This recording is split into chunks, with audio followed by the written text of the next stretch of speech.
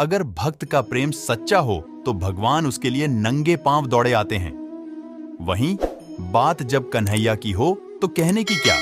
जय श्री कृष्ण जी। दोस्तों, अकेला एक इंसान में आपका स्वागत है।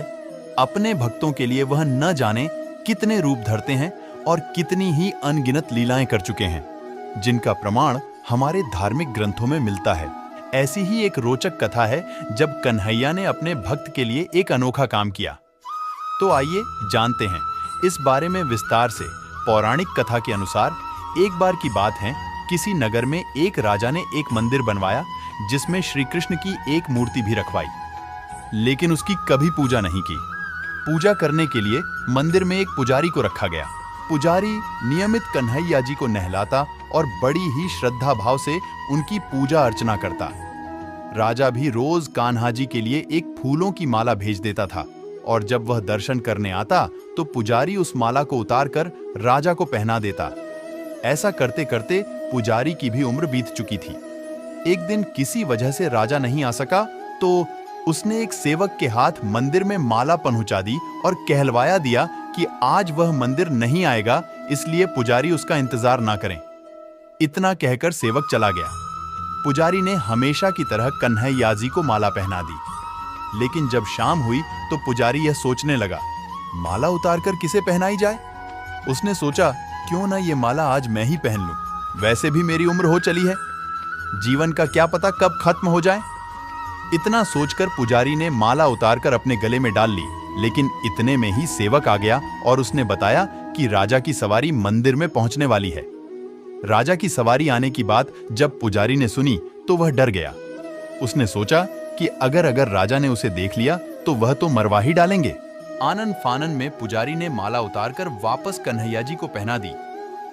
जैसे ही राजा अंदर आया तो हमेशा की ही तरह पुजारी ने माला कान्हा जी के गले से उतारकर राजा को पहना दी, लेकिन माला पर लगा सफेद बाल देखकर राजा समझ गए कि पुजारी ने यह माला स्वयं ही पहनी थी। बस फिर क्या था, राजा क्रोधित हो उठे और उन्होंने गुस्से में पुजारी से पूछा कि माला पर सफेद बाल कहां से आया।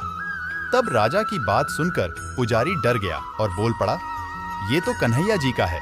अब तो राजा और भी क्रोधित हो गए, क्योंकि कान्हा तो भगवान हैं और उनके बाल सफेद कैसे हो सकते हैं। इसीलिए राजा ने फरमान सुना डाला कि कल श्रृंगार के समय राजा खुद आएंगे और देखेंगे सच में ही कान्हा जी का सफेद बाल है या पुजारी झूठ बोल रहा है। माला पर सफेद बाल कहां से आया। तब राजा की बात सुनकर पुजारी डर गया और बोल पड़ा, ये तो कन्हैया जी का है। अब तो राजा और भी क्रोधित हो गए, क्योंकि कान्हा तो भगवान हैं और उनके बाल सफेद कैसे हो सकते हैं। इसीलिए राजा ने फरमान सुना डाला कि कल श्रृंगार के समय राजा खुद आएंगे और देखेंगे सच में ही कान्हा जी का सफेद बाल है या पुजारी झूठ बोल रहा है। उन्होंने कहा कि अगर पुजारी ने झूठ बोला होगा तो उसे फांसी दे दी जाएगी। राजा का फरमान सुनकर पुजारी का बुरा हाल हो गया। उसने सोचा, अब क्या करें, कहां जाए, अब तो उसका मरना तय है। तब रोते रोते वह भगवान की शरण में पहुंचा और उनसे कहा कि हे केशव, मुझसे झूठ बोलने का अपराध तो हुआ है, लेकिन हो सके तो मुझे क्षमा कर दें और राजा से रक्षा करें। पुजारी ने कहा कि हे माधव, आपकी सेवा करते करते करते मैं वृद्ध हो चुका हूं, अब आप मुझे माफ कर दीजिए, ऐसी गलती दोबारा नहीं होगी। यही कहते कहते पुजारी की न जाने कब आंख लग गई और उसकी आंख तब खुली जब सुबह हो चुकी थी। उधर सुबह होते ही राजा भी आ गया और कहने लगा, आज कान्हा जी का श्रृंगार वह खुद करेगा। ऐसा कहकर जैसे ही राजा ने कान्हा जी का मुकुट उतारा तो देखा कि श्री कृष्ण के तो सारे बाल ही सफेद हैं। लेकिन राजा को फिर भी यकीन नहीं हुआ। उसे लगा कि फांसी के डर से पुजारी ने ही बालों को रंग दिया होगा। राजा ने सोचा कि क्यों न कन्हैया जी का एक बाल तोड़कर देखा जाए। इसके बाद राजा ने कान्हा जी का एक बाल तोड़ लिया, लेकिन जैसे ही बाल टूटा, कन्हैया के सिर से खून की धारा बहने लगी। यह देखकर राजा भगवान के चरणों में गिरकर माफी मांगने लगा। तभी श्री कृष्ण की मूर्ति से आवाज आई, हे राजन, तुमने मुझे केवल मूर्ति मात्र ही समझा, इसलिए आज से मैं तुम्हारे लिए केवल मूर्ति मात्र ही रहूंगा। लेकिन पुजारी ने सच्चे मन और पूरी श्रद्धा से मेरी भक्ति की है, इसलिए उसकी अनन्य भक्ति को देखकर मुझे अपने बाल सफेद करने पड़े। कन्हैया जी ने कहा कि भक्ति में कभी भी संशय नहीं होना चाहिए और सच्चे भक्त की लाज तो मैं कभी जाने ही नहीं देता।